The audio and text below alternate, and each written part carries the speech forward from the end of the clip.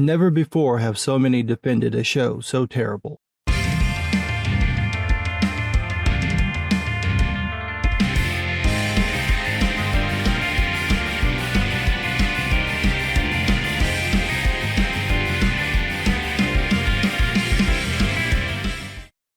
Since the end of the first season, defenders of the Rings of Power have written many articles trying to justify that travesty of a show. Most of them read like filler material, like someone just needed an article, and so they wrote up a weak defense for Strong Woman, or claimed that the show was the bestest thing ever, or something like that. Then you get articles like this one on Comic Book Resources, where writer Christian Petrozza tries and fails to make a reasoned defense of one of the show's many mistakes. Quote, "The Rings of Power's condensed timeline is a good thing. Here's why. Here's a good rule of thumb. If someone tells you in the title that something is a good thing, it probably isn't. Also, if you really thought that, you'd pick a different title, one that didn't sound like a justification. Something like, How the Rings of Power Nailed the Condensed Timeline. The CBR title sounds like they're trying to convince themselves along with the readers, kind of like how Petrozza starts the article, quote, "For die-hard readers of J.R.R. Tolkien's epic tomes, it's difficult to justify the condensation of millennia in the Silmarillion's timeline to create Amazon's The Rings of Power." Yeah, that's true, especially since Amazon isn't using the Silmarillion's timeline because they don't have the rights to that work. They're using the appendices from the end of The Lord of the Rings, which is already a condensed version of the Second Age, so I can see you're paying all kinds of attention to detail. He continues, quote, "As difficult as it is to digest, it's clear that from a television perspective, this was the best way to introduce the Silmarillion.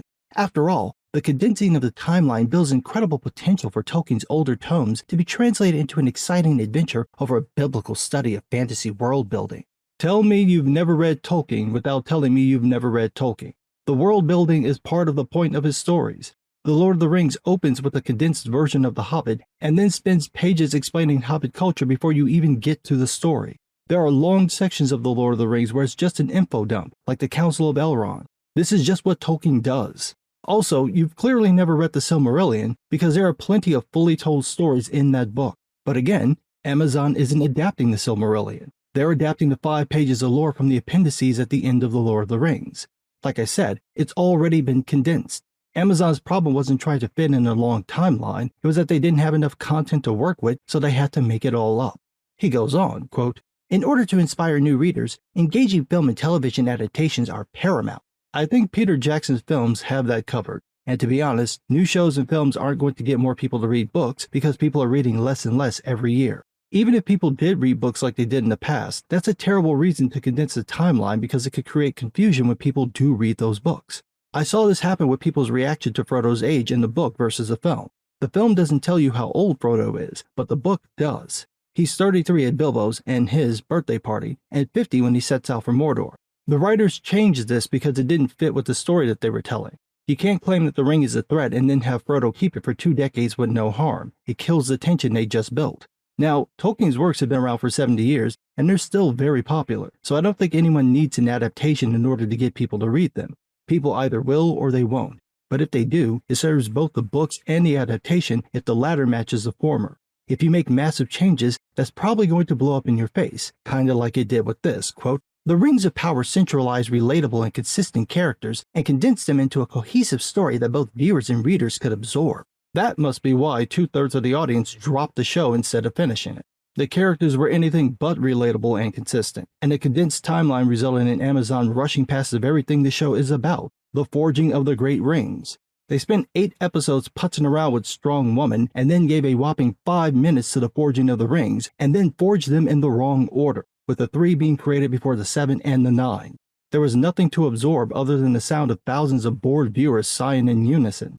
He goes on, quote, "Another large reason for condensing characters and events in the Rings of Power is the mortality disparity between elves and men. If the race of men cycled through countless generations over the course of a single season, so millennia of chronological ground was covered whilst keeping action high, the emotional impact of the characters would have been diminished. That's not true, and that's because of this thing called storytelling. See, that's when you share a series of events with another person, usually about something dramatic or interesting.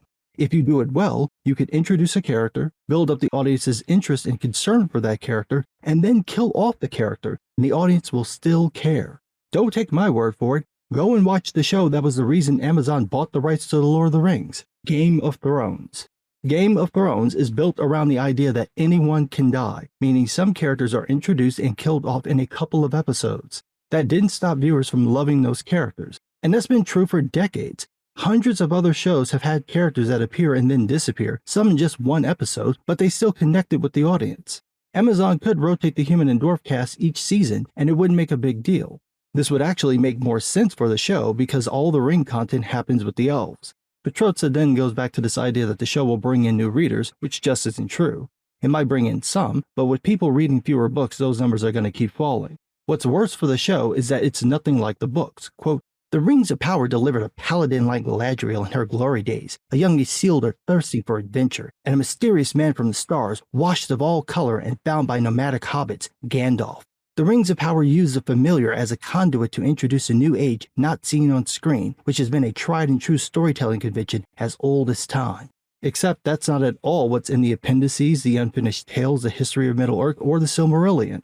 Everything Amazon did was an imitation of a shadow of those works. Few things turn people off faster than picking up a book and finding out it's nothing like the show or movie they watched. And it's worse in this case because of how bad the show was. It's like listening to Taylor Swift's Panera Bread version of September and then hearing the real song by Earth, Wind & Fire. He keeps going with the nonsense, quote, "As for other grounds that will likely be covered sooner, the death of Celebrimbor and Elrond's retreat to establish Rivendell juxtaposed with the building of Barad-dûr seems like a natural choice to condense into a season.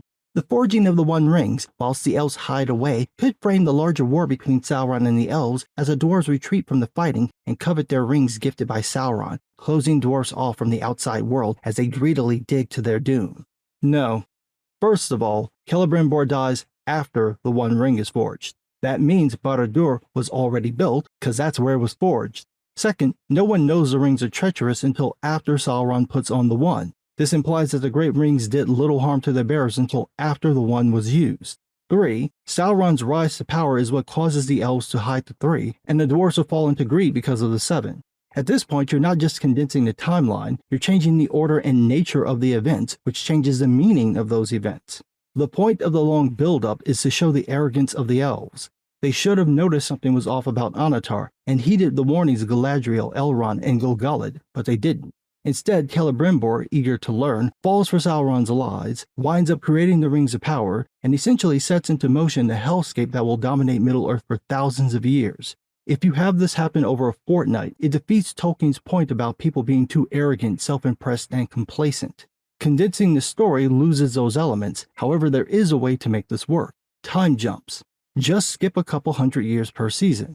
This would work easily if the show focused on the elves because they don't age. The dwarves live longer than humans, and the noble houses of Numenor are also long-lived, so you could use the same actors for a couple of seasons. That way you could stick to the actual timeline of events without having to condense things down to the point where the supposedly wise woman who's been looking for Sauron for centuries spends weeks with him but never notices who he is. 'Cause that's what happens when you condense the story. You have to change things to make them fit, and that usually breaks the story. And that's what happens when it's in capable hands. Imagine what happens when it's in the hands of writers who are less than capable. Oh, wait, you don't have to imagine. It's called the Rings of Power. Then we get the dumbest argument in the article, quote, "Of course, the natural ending of the show feels like it'll be Sauron's defeat on the slopes of Mount Doom, where Isildur cuts his hand and claims the One Ring as his own. But as this has already been seen in the opening of Peter Jackson's The Lord of the Rings trilogy, it could be a somewhat underwhelming conclusion to such an epic tale. And so, ending things on the reshaping of Middle-earth could serve as a perfect wrap-up for the Rings of Power." Yes, why end the show in a way that kind of fits in with the films so it feels like a prequel when you could just abruptly end with the drowning of Numenor and call it a day? There's no more story to tell, like the founding of Arnor and Gondor, or the formation of the Last Alliance. Nope, no one wants to see that because they got a 4-minute glimpse of it at the beginning of a film this show thankfully has nothing to do with. The rest of the article summarizes how Sauron winds up in Numenor and what leads to the island's fall. Petrozza wraps up with this, quote, "It's easily one of the biggest turning points in the Lord of the Rings franchise and feels too important for the Rings of Power to ignore. It'll be interesting to see how the show manages to depict such a large-scale event." Well, if it's anything like what they did in the first season, something interesting will be the last thing we'll see. Amazon's going to treat Tolkien's work like a bunch of priests at a Boy Scout convention. If it's got a pulse, it's getting reamed. Fortunately, Amazon's also got tons of money, so they can afford the therapy everyone's going to need after the second season. But what do I know? I'm just some guy.